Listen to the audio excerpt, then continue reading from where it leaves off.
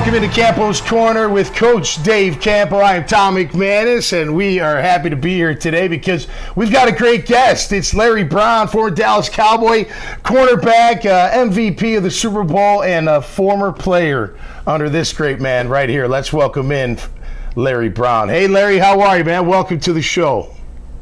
How's it going, guys? Happy to be here and just excited to be on the show.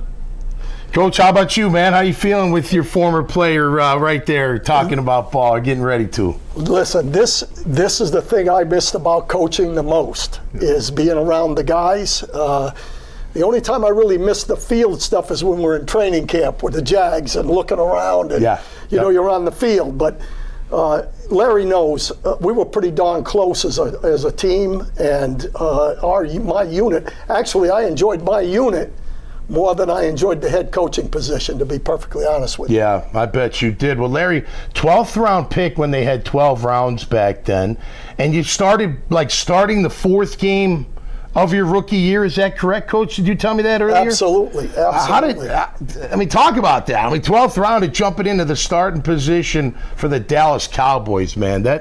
You must have had a ton of confidence going in.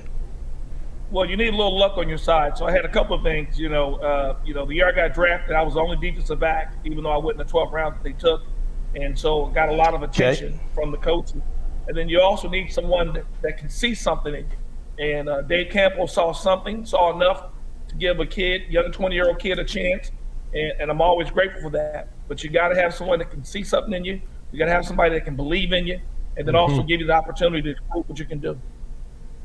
One of the questions I had, Larry, was, and I think no one really knows the story of when I worked you out, when you were running the 40s and you wouldn't quit until you got the time that you thought you really had. And I didn't really know that much about you, honestly, and that's what spurred me on to give you an opportunity. My question to you is, though, you saw a bunch of high school coaches, you saw a bunch of college coaches, you saw two different NFL coaches, a junior college coach. What from a leadership standpoint stuck out to you that made you have the confidence from those guys and different styles to make you be who you were on the football field? Well, that's a great coach. That's a great question, Coach. I think first, I was so young. When I got drafted, I was only 20 years old. So when you go back to prior to getting drafted, you're talking about an 18-year-old, 19-year-old, 20-year-old kid that's still developing. And each of those coaches saw something, and I think each coach brought something at a different level. My JUCO coach was very good at a JUCO level. My coach, Rocky Long, did very good from TCU level. Then when I got to you, from a technique and understanding the game and schemes, it just took it to a whole nother level. That was something I had not been taught before. You're pretty out there pretty much on your own, playing on raw ability. But when you were able to teach me fundamentals, I think my fundamentals were not that great when I got to you. And then to be able to understand schemes and what people want to do, it just elevated my game to a different level. So just having great teachers, people that can believe in you, people that can make you better. And I can truly say that there's no doubt. I think once I got to Dave Campo, it took me to a different level player other than just talent alone. Yeah, well, we all know when we go to the NFL, man, technique is so huge, right? You're going against guys who are just as fast or faster, just as bigger, stronger. So you better have some will, right? Have some gumption, have some guts, but also know how to play the game and know how to play within the defense when you're a defensive back. Talk about, Larry, working on your craft, though, because, you got these teachers, and they're phenomenal. You have them. But at the end of the day, it's Larry Brown going out there running sprints or working on his drops or working on his quickness when nobody's watching. Talk about the preparation to be the kind of player you were. Well, I credit Dave Campo to really teaching me how to prepare as a professional, meaning that being committed to your craft, there's different levels of that. The standard that Dave set was a high bar. And it may even question you whether, do I want to do this? The way you work, the way you focus, how much time you put in the film room, in the weight room, after hours, all the things that it takes to be a champion. And, Campo and that group that came in from college are coming off national championship. They were the U. And so a lot of people have not participated in a championship environment. So I think cultures, you have good cultures, you have bad cultures, you have winning cultures, and then you have championship culture. Dave Campo and those guys brought a championship culture, and they had to build it. But that's what they were instilling. So I was very fortunate for the first time to walk in and see what it took, the type of work and commitment to be in a championship culture. One of the things that sticks out to me is, Tom, especially with this young man, when he walked in, nobody had any expectations, as he said, with him, and I had seen him firsthand, but when he came in, the first thing that he did was make sure he made a lot of plays. That's the key to the whole thing. He opened everybody's eyes. One question I have for you, Larry, is, we had pretty good team chemistry with that group that we had in Dallas. And what do you feel that our football team, the Cowboys, had within their midst to show that championship level with players now, not the coaching staff, because the guys that win are the guys on the field? Well, I think the great thing, I think when I got there, it was in the middle of a major transition. We had a lot of veteran guys, Ray Horton, Vince Albritton, Manny Hendricks, and a lot of those guys didn't work as hard as, some of the coaches wanted coming in. So I ended up getting a lot of reps because they were resting, and I made the best of them. So I think that was a part of it. Back then, a lot of veteran guys that were proven, they didn't really practice as hard under the old regime. And so you guys were all about, hey, getting out there, it doesn't matter how long you've been in the league, putting the work in. And so I think a big part of me getting the opportunity to get on the field and show what I can do was some of those veteran guys who felt they were proven, who didn't have to work quite as hard or as much as we needed. And I think that really that helped me. I think the Cowboys as an organization, and I say this, you don't know what's good until you went somewhere bad. I think the staff, from Coach Johnston to yourself to Butch Davis to Tony Wise to Coach Alexander Hubbard, that were great coaches. And I've been a few places, and how you guys got the guys ready, your expectations, how you set the standard that we're going to win. You practice like you were going to win. You work like you were going to win. So I think it was inevitable. And then I think the final thing is, I think you guys were very clear on the type of players you wanted in that culture.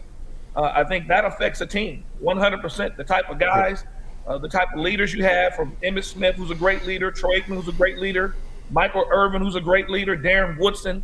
I think the type of players you guys added to that environment created an incredible culture, other than just talent, but from the type of people you want in that locker room.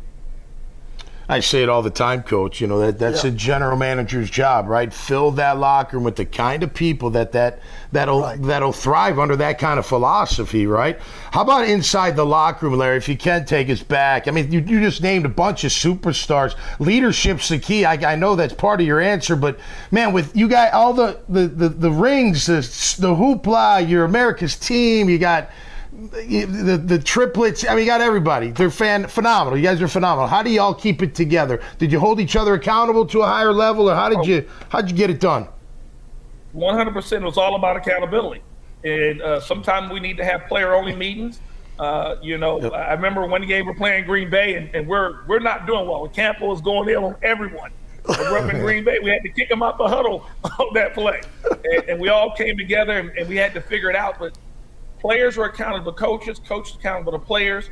That accountability, again, when you're talking about a championship culture, whether it's business, whether it's life, whether it's family, that's very important. You can't be great without accountability. And we also had guys that didn't mind that. Even bringing Deion Sanders in, when Deion came in there, we'll tell Deion, hey, look, guy that caught 2 balls, you want me to catch? You need me to cover him? So I think the biggest thing that they did as well are superstars, and we had superstars. They were not guys that was above the team, So Michael Irvin would be out there, and Troy would say, hey, let's go. Nate Newton. We just had so many guys that were great players, but they also had great leadership skills, and it trickles down. Your stars trickle down to everyone else. That leads me to another question. You had a young man, your boy played at UCLA. What did you take from your experiences, success, and all that you used from a leadership standpoint? Because you were the leader of that family. How did that relate in your mind? Thank you. Well, what I always taught him was, and I learned this, again, I'm giving Dave much of the credit, is how to prepare. And once you've done everything that you can and you left it out there, you have no regrets. You can say, hey, you can't. We always want to say, don't say, well, I wish I would have watched more film, or I wish I would have worked a little harder. Once you leave it out there, there's no more you can do. And so there's no ill feelings. You can walk away and be happy with what happened. So often, sometimes we hear that, oh, if I should have been in better shape, or if I would have worked a little harder, or if I could do it again. Well, they say if you stay ready, you don't have to get ready. There's an old time. So my goal to him was stay ready, get ready, prepare yourself. And at the end of the day, you won't have any regrets about however it goes down. If you're going to be a backup, be the best backup. If you're going to be a scout team, be the best scout team. Find that place for you, and then get out the way. Because once you're prepared, there's no more you can do. Everybody gets the ring, right, Larry? It doesn't matter where they are in that football team. They all get the ring. That's right. And one of the things that sticks out to me was that I believe it was the NFC Championship against Jerry Rice and John Taylor. Kevin Smith, our corner, and Larry Brown pressed those two guys as he was a second-year player. Kevin was a first-year player, and probably 40 out of 60 plays, I was given the press signal, and they locked him up. Press signal quite a bit. That's when you could mug them, though. Right? I mean, you could beat them up big time. Yeah. Well, one thing that I would say that Camp and those guys did for us, the expectations and teaching you how to compete. And they didn't lower the standard. It didn't matter if it was Jerry Rice. We played Deion in Atlanta. We'd press Deion. And so it didn't matter. They believed in you. You put the work in, and they expected you to get it done. And so that's the accountability. And I think, as a players who want to be great, who want to leave a legacy, you look forward to those things, those challenges. And you can't be afraid to be challenged. And like I say, Campo did everything out of love. He screamed, he yelled, he hugged, he kissed. It was all out of love, but it made you a better person, and it made you a better player. The last thing, and then I'm going to let Tommy finish it up, but somebody asked me the other day, how did I handle the stress of a Super Bowl, the night before the Super Bowl? And I basically said the same thing you just said, preparation. If you're prepared and you go into the game and you have the confidence that you've done everything from a preparation standpoint, there is no stress. It's go out and have some fun, and I think it's probably the same as a player, which you just said. And we had some loose guys, and I tell this story about Campo. I told him this story before. I don't know if you remember. One of our first Super Bowls, our second one, we were in Atlanta, and Kevin Smith, the other corner on the other side, found a script that Dave had dropped. And so Dave's out in practice looking for a script. He didn't realize that we know every play that's going to be run that they're running. And Kevin and I, we're jumping everything. We're intercepting everything in practice. So they think that we're so prepared, we're going to have a really good Super Bowl, and didn't realize that Kevin Smith had the script.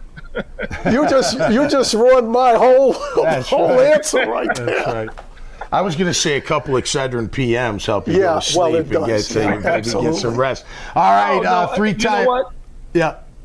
I think guys were loose too. The main thing was we were loose. We wanted to have fun, and in addition to the work, we were prepared. Games were easy for us. I mean, the way we practiced, the way we prepared, the games were pretty much easy. Yep, no doubt. Practice should be harder than the game, right, Coach? Absolutely. All right, Larry Brown, 3-time Super Bowl champion here with us on Campo's Corners. We wrap up, Larry, real quick, the transition to the real world, right, the real life, and what are you doing? How was it for you?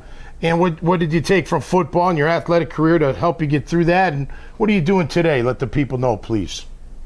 Well, it's been great transition for me. I'm appreciative of all the moments we had. And I think Camp used to say this when we were playing, you won't realize till you get older and you have your own kids, these moments. And so the fact that everyone doesn't get a chance to go to a Super Bowl. We went to 3. Everyone doesn't get a chance to play with Hall of Fame guys. I think I played with potential 7 Hall of Fame guys. Wow. From prime time playmaker to Troy to the NFL's all-time leading rusher. to play with, to be coached by several guys that went on to be NFL head coaches, from Dave Campo to Dave Wanstead to Norv Turner, Jimmy Johnson. Again, just to have that opportunity to be a part of it in a small way means everything. So I have no regrets. It was a blessing, and I love my teammates. I love my coaches. And if I could do it all over again, I'd go right back with the same guys. Awesome. Larry, great to have you on. Great to meet you first and foremost, and great to have you on Campo's Corner. Thanks a lot, Larry. Really appreciate it. I'll be in touch with you. Thanks, we'll guys. talk. And this young man right here was a pretty good football player as well with the Jags. I watched him. Yeah, we actually, Ronnie Stone. Ron Stone's a good friend of mine from Boston College. Ron's a you good guys had man. Ronnie? Yep. Very good. And Anyway, Ron's great son to played meet in you, my Washington man. State. Pleasure. Thanks a lot. All right. Talk to you later, bud.